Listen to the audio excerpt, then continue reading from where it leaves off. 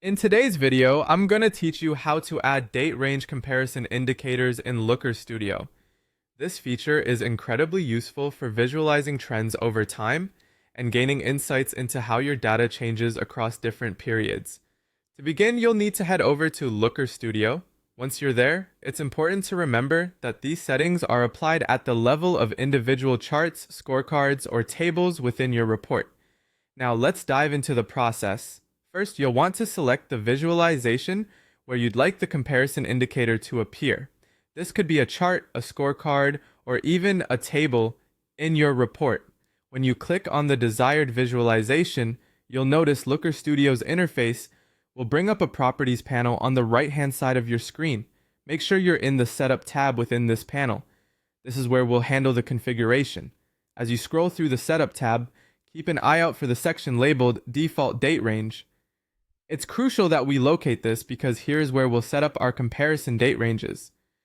Once you've found the default date range section, take a moment to explore it. When you're ready, look for the drop-down menu under Comparison Date Range.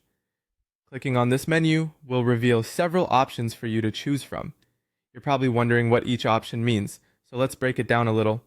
There's the previous period, which compares the current date range to the immediately preceding equivalent period. For example, it might compare this month's data to last month's data. Then there's the previous year option, which is perfect for those looking to compare the current timeline with the same dates from the previous year. If you prefer more control, the fixed option allows you to manually select specific start and end dates for your comparison period. Alternatively, the advanced option offers even more flexibility, letting you define a custom rolling comparison period relative to today's date. Once you've selected your desired comparison period, it's time to apply these settings. Just click the Apply button and you'll see the magic happen. The visualization will update with a comparison indicator, such as a percentage change or an absolute difference, related to the comparison date range you chose. The best part about this setup is its dynamic nature.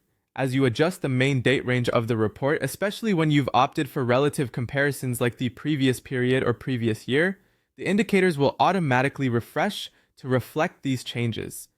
Incorporating these indicators into your reports can greatly enhance their storytelling power, allowing you to quickly communicate data trends and performance changes to your audience. Remember, practice makes perfect, so dive into Looker Studio and start experimenting with your own data.